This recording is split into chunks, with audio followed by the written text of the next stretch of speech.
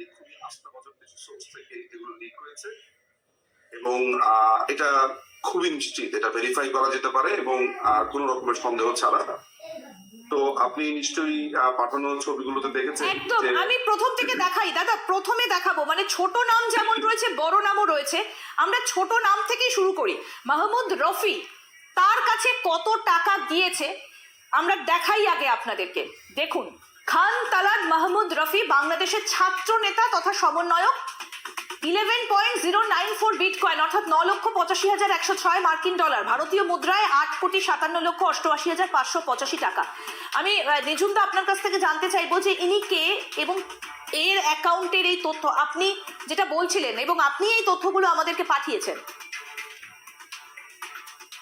তালাত মাহমুদ রাফি নামে যে ছেলেটি আছে, সেই ছেলেটি হচ্ছে হিজবুত তাহরির একজন সদস্য বলে আমরা গত 6-7 মাস ধরে মানে প্রচুর বলেছি এবং এও বলেছি যে এই আন্দোলনের পেছনে এই ছেলেটির এবং এই ছেলেটির তার যে সংগঠন নিষিদ্ধ ঘোষিত হিজবুত তাহরির, তাদের একটা ভূমিকা আছে। চট্টগ্রাম বিশ্ববিদ্যালয়ে সে এই যে জঙ্গি ছাত্ররা আছে তাদের একটা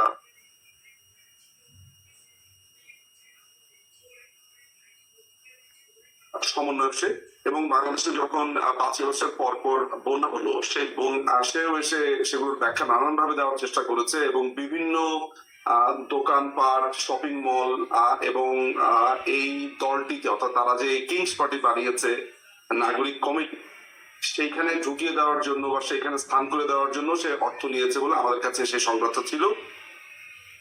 এই ছেলেটি কোনো সরকারি কোনো পোস্টে নেই, পদবিতে নেই, কিন্তু সরকারের সমস্ত প্রোটোকল সে ভোগ করছে। তার সাথে যেমন আপনার পুলিশের গার্ড রয়েছে, তাকে যেমন সরকার থেকে গাড়ি দেওয়া হয়েছে, তেমনি সরকারি ফ্ল্যাট, সোজা কথা হচ্ছে যে সরকারের যত রকমের সুযোগ সুবিধা আছে সে সেগুলো ভোগ করছে।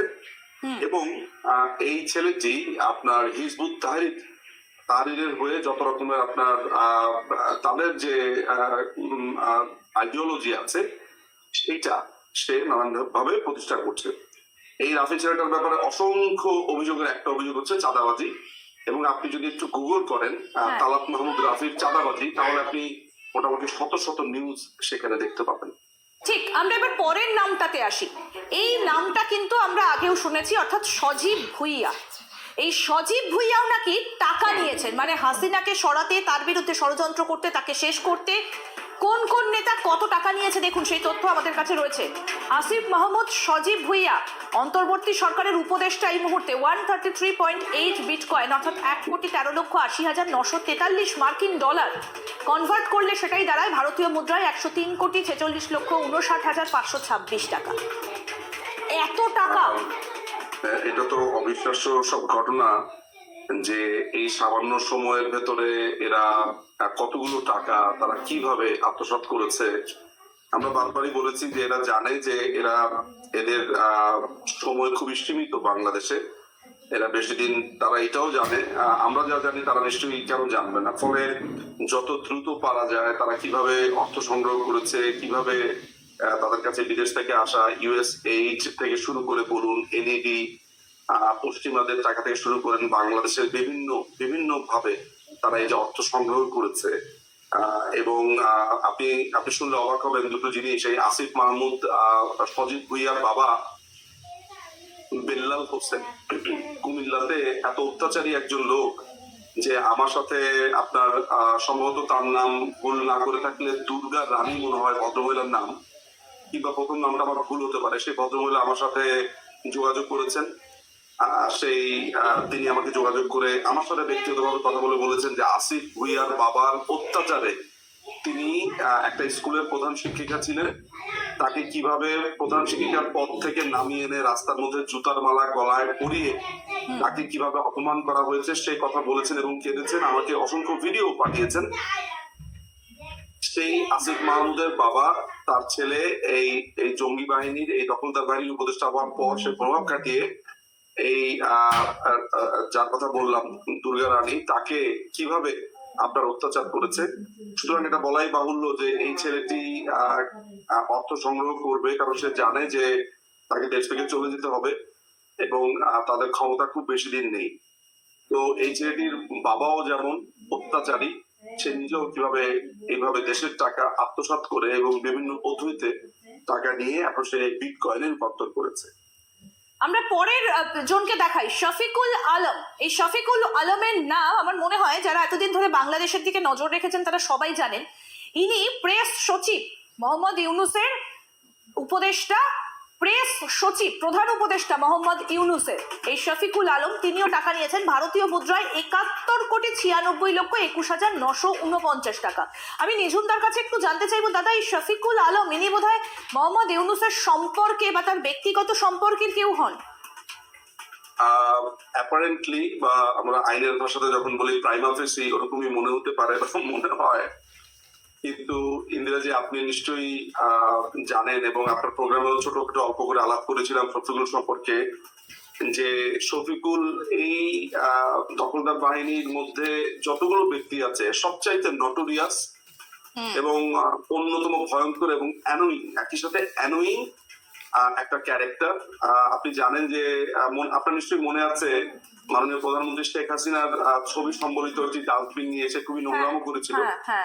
এইটি সেই লোক যে প্রেস সচিব হওয়ার পরে ধরাকে সরা জ্ঞান এবং অদ্ভুত সব কর্মকাণ্ড করেছে, যেগুলো আসলে প্রথমত তার বয়স আর তারপরে হচ্ছে যে সে সাংবাদিক বলে নিজেকে পরিচয় দেয়, কোনোটার সাথেই আসলে যায় না। চরিত্রের দিক থেকে একদম মোহাম্মদ ইউনূসের সঙ্গে মিলে যায় আর কি। মোহাম্মদ ইউনূসের বলা হয়ে থাকে মোহাম্মদ ইউনূসের ডান হাত, এবং মোহাম্মদ ইউনূস যদি আত্মসাৎ করে 500 টাকা তাহলে এই লোকটি ভাগ পায় সেখান থেকে 100 টাকা, এই ধরনের কথা বলা হচ্ছে, একদম ফুট সোলজার অফ ইউনূস। কিন্তু প্রশ্ন হচ্ছে দাদা এই টাকাগুলো এনারা কোথা থেকে নিয়েছেন, কোথা থেকে এই টাকাগুলো তারা পেয়েছেন? কারণ ডোনাল্ড ট্রাম্প একটা অ্যামাউন্টের কথা বলেছিলেন $29 মিলিয়ন, কিন্তু এখানে হিসেব করলে দেখা যাচ্ছে আরো অনেক বেশি। এনারা এই টাকাগুলো কোথা থেকে পেয়েছেন? এই টাকাটার উৎস তো এখন আসলে এগুলো তো তদন্ত সাপেক্ষে, যে টাকাগুলো তারা পেলেন কোথায়, এই বিটকয়েনটা তারা কিভাবে এত দ্রুত করলো, কে তাদের সাহায্য করলো, এই ব্যাপারে তো আসলে এখন পর্যন্ত অর্থাৎ যারা তদন্ত প্রাইভেট ভাবে সেটাই আমরা এখন বের করার চেষ্টা করছি, যেহেতু তাদের এই ব্রেকিং গুলো এসেছে সরকারি মাধ্যমে না, এটা আমাদের বিভিন্ন সোর্সের মাধ্যমে, তো সেটা নিশ্চয়ই আপনারা শীঘ্রই জানতে পারবেন। বাট এই মুহূর্তে তাদের যে টাকার যে সংস্থান সেটা আমরা অনুমান করছি, বেশ কিছু সোর্সে আমরা অনুমান করছি, সেটা আমরা আপনার ওই যে বিদেশ থেকে যে টাকাটা এসছে আপনার 29 মিলিয়নের কথা বলছিলাম, এই ছাড়াও আমরা তো 29 মিলিয়ন একটা বড় দাগে আমরা জানি, এই ছাড়াও বিভিন্ন সংস্থা বিশেষ করে কাতার থেকে একটা বড় টাকা ঢুকেছে, যেটা টার্কির মাধ্যমে, টার্কি থেকে কাতার, কাতার থেকে ঢাকায় ঢুকেছে বলে আমরা জানি। এবং আপনি শুনলে অবাক হবেন যে যখন এই জঙ্গি হামলাগুলো চলছিল সেই সময় কিন্তু এএফপির ব্যুরো চিফ ছিল এই শফিকুল আলম, এবং তার অফিসে কিন্তু আপনার স্যাটেলাইট ইন্টারনেট ছিল এবং সমস্ত টাকা পয়সা এভরিথিং তার কাছে ইন্টারনেট থাকার ফলে এবং যোগাযোগটা থাকার ফলে সে এই টাকা পয়সার লেনদেনটা কিন্তু তার মাধ্যমে দিয়ে হচ্ছিল। ফলে আমরা অনুমান করে নিচ্ছি যে বাংলাদেশে যে ওই জঙ্গি হামলা যেটি হয়েছিল 5ই অগস্টে, তার আগে পরে যে অর্থ ঢুকেছিল বিদেশি টাকা, টার্কিশ টাকা, মধ্যপ্রাচ্য থেকে যে টাকাটা ঢুকেছে সেগুলোর একটা বড় অংশই এই বিটকয়েন হিসেবে রূপান্তরিত হয়েছে, যেটা আপনারা এখন দেখতে পাচ্ছেন। ঠিক দাদা, আপনি আমাদের সঙ্গে থাকুন। যে তথ্য আপনি আমাদের সামনে তুলে ধরেছেন এবং যে রিপোর্টগুলো আপনি আমাদেরকে পাঠিয়েছিলেন সেগুলোই আমরা দর্শকদেরকে দেখাচ্ছি যে কত বড় ষড়যন্ত্র বাংলাদেশের বুকে হয়েছিল, তার একটা একটা করে প্রমাণ সেগুলো বাইরে বেরিয়ে আসছে এবং সেগুলো আমরা আপনাদেরকে দেখাচ্ছি। একই সঙ্গে যে নাহিদ, যিনি গতকালই পদত্যাগ করেছেন নিজের রাজনৈতিক দল গড়ে তুলবেন বলে, সেই নাহিদও টাকা নিয়েছেন। যিনি প্রধানমন্ত্রী হবার স্বপ্ন দেখছেন, বাংলাদেশে রাজনৈতিক দল গড়ে তুলেছেন, জানেন তিনি কত টাকা নিয়েছেন? আসুন সেদিকে নজর দিই।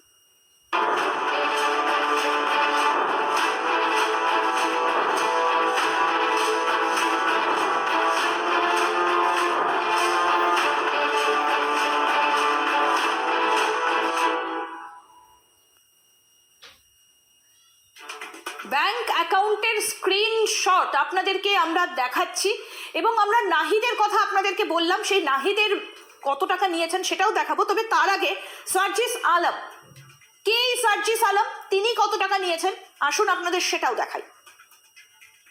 দেখুন, সার্জিস আলম ছাত্র নেতা তথা আন্দোলনের সমন্বয়ক, দেখুন তার নেওয়া টাকার পরিমাণ 76,62,305, তারও বেশি মার্কিন ডলার, ভারতীয় মুদ্রায় 66,72,746 টাকা। আমি একই সঙ্গে দেখাবো একটু নাহিদ ইসলাম, যার কথা আপনাদেরকে বললাম।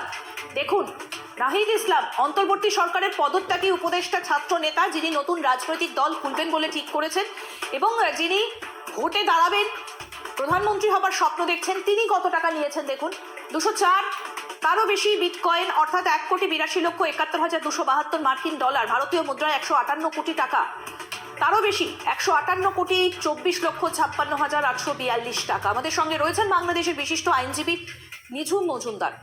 খুব অবাক লাগছে এই তথ্যগুলো দেখতে, যে এরা এই দুজন কারা। নাহিদ ইসলাম সম্পর্কে আমরা জানি, সঙ্গে এই যে সার্জিস আলম, এই বাকে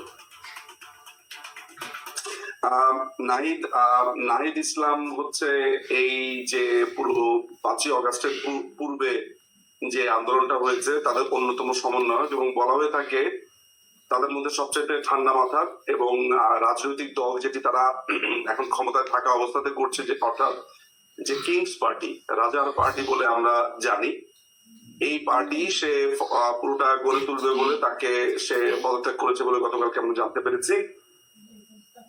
এবং টাকা পয়সা যা এসেছে পশ্চিমা বিশ্ব থেকে এবং তাদের দল করবার জন্য, আপনারা নিশ্চয়ই জানেন যে চায়না থেকে একটা বড় ফান্ড তারা পেয়েছে, হয়তোবা এর মধ্যে আপনাদের জানার কথা। আর টার্কি থেকেও যেই অর্থের বেশ কিছু ভাগ পেয়েছে, এবং ডেফিনেটলি লোকাল কিছু ফান্ডিং সেখানে আছে, আর এইটাও আমাদের কাছে আছে। এবং বেশ কিছু ব্যবসায়ীর নামও আমরা জানি যে তাদেরকে বেশ অর্থগুলি দিয়েছে। তবে তার অ্যাকাউন্টে যে বিটকয়েনের যে টাকাটা আমরা এখানে দেখতে পাচ্ছি, এটা লোকাল ফান্ডিং না। আর এই টাকাটার সোর্স আসলে চায়না বলে আমরা প্রাথমিকভাবে অনুমান করছি, এবং বেশ কিছু টিপসও এই ব্যাপারে আমাদের কাছে আছে। যেহেতু কনফার্ম না থাকার কারণে আমি আসলে সেই জায়গাগুলো, কারণ আমার আরো বেশ কিছু তথ্য পাওয়ার সম্ভাবনা আছে, বলে এই ফান্ডিংটা নিয়ে আমি এখনই নিশ্চিতভাবে আলোচনা করব না। তবে এটা নিশ্চিত যে এই যে বিটকয়েন সাইট গুলোর যে স্ক্রিনশট আপনারা এই মুহূর্তে দেখতে পাচ্ছেন, এগুলো ভেরিফাইড এন্ড কনফার্মড, এবং এগুলো নিশ্চিতভাবে সেখানে আছে। এবং এটা তারা কল্পনাও করেনি, যারা এটা লিক করেছে তারা খুবই কাছে এবং ট্রাস্টেড ছিল, তারা নিজেরাও আসলে কল্পনা করেনি যে এইভাবে জিনিসটা মিডিয়ার সামনে চলে আসবে। আপনারা জানেন যে দ্য এশিয়া পোস্ট নিউজ তারা এটা দিয়েছে, এবং আপনারা মনে হয় ইলেকট্রনিক টিভি বা হিসেবে প্রথম এটা সামনে নিয়ে আসলেন। তো আমার কাছে যে জিনিসটা মনে হচ্ছে যে এরা অর্থ আত্মসাৎ, যেই যে দুর্নীতির বিরুদ্ধে, এই যে তারা বারবার বলেছিল যে দেশটা উচ্ছন্নে গেছে দুর্নীতি, দেখেন 6 মাসের ভেতরে হাজার হাজার কোটি টাকার মালিক হয়ে গেছে, কারো 3,000, 4,000, 5,000 কোটি। আমরা হিসাব করলে তো চক্ষু চরক গাছের মতো, এবং সেটা 6 মাস মাত্র শেষ হলো এই 5 তারিখে। তাহলে এই মাসের যদি আজকে 26 হয়, অর্থাৎ 7 মাসের পথে যাওয়ার আগেই একটা মানুষের কাছে 2-3,000, 4,000 কোটি টাকা চলে আসলে এরা বাংলাদেশকে কোথায় নিয়ে যাবে বা কি অবস্থায় নিয়ে যাবে এবং তাদের প্ল্যানটা কি, আমার মনে হয় সেটা সহজেই অনুমেয়, এবং খুব বেশি অত্যুক্তি হয় না যদি এটা। আমি একটা জিনিস একটু জানতে চাই, যে শুধুমাত্র কি আমেরিকার ইউএস এইড সেখান থেকে টাকা এসেছে, নাকি অন্যান্য ফান্ড থেকে এসেছে? না, ইউএসএইড এবং এনইডি তাদেরও একটা লিমিট আছে, কারণ তাদের যে ফান্ডটা বাংলাদেশ কেন্দ্রিক হয় সেখানে তাদের আবার ভাগাভাগি আছে যে কাকে কত টাকা দেবে, এই ধরনের একটা ব্যাপার আছে। সেগুলোর হিসাবও আমার কাছে পরিষ্কার ভাবে আছে, নিশ্চয়ই আমি আপনাকে সেগুলো দিয়ে আমরা একটা প্রোগ্রাম করতে চেষ্টা করবো। কিন্তু কথা হচ্ছে যে এই অর্থ যেগুলো আপনি দেখছেন বিটকয়েনের মধ্যে বা যেটা এই মুহূর্তে আপনার সামনে আছে, এগুলোর মেইনলি সোর্স হচ্ছে টার্কি হয়ে দোহার মাধ্যমে, অর্থাৎ কাতারের মাধ্যমে, এবং চায়নার অর্থ। চায়নার একটা বড় স্টেক কিন্তু এই মেইহেমের ভিতরে ছিল, অর্থাৎ 5ই আগস্টের যে সহিংসতা, যে উন্মুক্ততা, সেখানে একটা বড় স্টেক তাদের ছিল। আমাদের কাছে একটা কনফার্ম নিউজ আছে, চাইনিজ এবং টার্কিশ যে ইন্টারভেনশন, বিশেষ করে ফাইন্যান্সিয়াল যে টাকা পয়সাগুলো দেওয়া হয়েছে, আমাদের কাছে পরিষ্কার এই ব্যাপারে তথ্য আছে। এবং তাদের যে মিডল ম্যান ছিল, তাদের যে লোকগুলোর মাধ্যমে টাকা পয়সাগুলো এখানে আদান প্রদান হয়েছে, এমনকি বৈঠকগুলো হয়েছে, যারা রিকমেন্ড করেছে তাদের সাথেও, তাদের ব্যাপারেও আমাদের কাছে তথ্য আছে। নিশ্চয়ই আপনার সামনে সেগুলো উঠে নিয়ে আসবো। ঠিক। আমি একটা প্রশ্ন আপনার কাছে রাখতে চাই যে শুধু কি আপনি তো 5 জনের কথা আমাদের সামনে তুলে ধরেছেন এবং 5 জনের তথ্য আমাদেরকে পাঠিয়েছেন, সেটাই দেখালাম। আরো কি কারোর অ্যাকাউন্টে টাকা ঢুকেছে? তার মধ্যে কি মোহাম্মদ ইউনুসও রয়েছেন? আপনি আপনি জানেন কিনা জানি না, আমাদের কাছে একেবারে একটা মানে কি বলবো, আমি হয়তো বলতে পারলে ঠিকই বলতাম। সেটা হচ্ছে যে ইউনুসের টাকার অভাব নেই। শুধুমাত্র ফ্রান্সেই তার $2.5 বিলিয়ন একটা বিনিয়োগ আছে, এবং এটা খুবই খুবই খুবই কনফার্ম একটা সোর্স।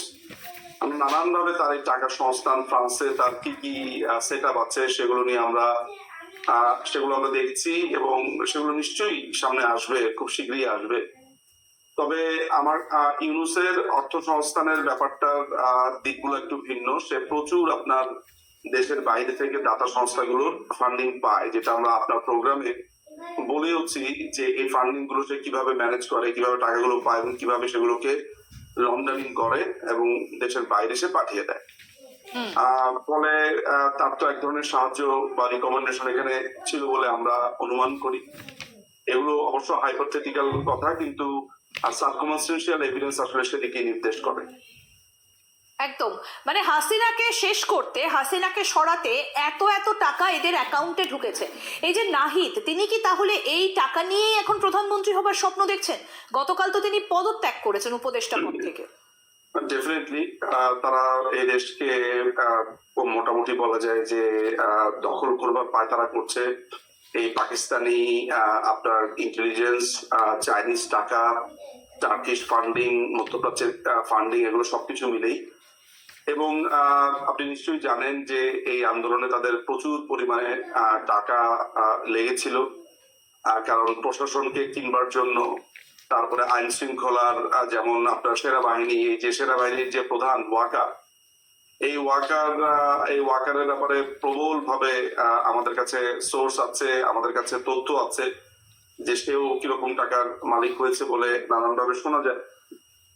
এবং এই প্রশাসন বা এই সেনাবাহিনীর ভেতরে সবাই না, সেনাবাহিনীর যে অংশটি, শুধু সুনির্দিষ্ট যে অংশটি বিট্রে করেছে, সেনাবাহিনীর অসংখ্য অফিসাররা তৈরি ছিল এই মেহিমকে দমাতে, ঠেকাতে, কিন্তু কিছু দেশদ্রোহীর কারণে সেই সময় সেটি কি হয়েছিল আপনারা জানেন, এবং এই কাজগুলোতেই আসলে অর্থগুলো ব্যয় হয়েছে। ব্র্যাক ইউনিভার্সিটির যিনি প্রধান, বা ব্র্যাকের এই মুহূর্তে যিনি প্রধান নির্বাহী, আসিফ সালে ইউএস এইডের থেকে সবচাইতে বেশি আসা অর্থের ভাগ পেয়েছে। এইটা নিশ্চয়ই আপনারা এর মধ্যে জেনে গেছেন, রিপাবলিকান ইনস্টিটিউট থেকে কিভাবে টাকাগুলো তার কাছে এসেছে। সুতরাং এই কথাটা বলা বাহুল্য মাত্র যে এই টাকাগুলো প্রশাসন এবং সরকারকে উৎখাতের জন্য ব্যয় করা হয়েছে। একদম। আমি পরপর একটু দাদা আপনি আমাদের সঙ্গে থাকুন, এবং আমি পরপর একটু প্রোডাকশন টিমকে বলবো যে 5 জনের তথ্য আপনাদেরকে দেখালাম, তাদের কাছে কত টাকা ঢুকেছে আপনাদেরকে আরেকবার দেখাই, এবং আপনারাই ভাবুন যে শেখ হাসিনার বিরুদ্ধে কত বড় ষড়যন্ত্র হয়েছিল এই ছাত্র আন্দোলনকে ঘিরে। দেখুন, খান তালাত মাহমুদ রাফি, বাংলাদেশের ছাত্র নেতা তথা সমন্বয়ক, আপনাদের কোথাও মনে হচ্ছে না যে ইনি একজন ছাত্র হতে পারেন কি করে, যে যিনি এত টাকা নিয়েছেন, একটা ষড়যন্ত্র করেছেন? দেখুন কত টাকা নিয়েছেন, 11.098 বিটকয়েন, অর্থাৎ 9,85,106 মার্কিন ডলার, ভারতীয় মুদ্রায় 8,57,88,585 টাকা। তারপর দেখুন আসিফ মাহমুদ সজীব ভুইয়া, ইনি এখন বর্তমানে অন্তর্বর্তী সরকারের উপদেষ্টা, তিনি কত টাকা নিয়েছিলেন? 133.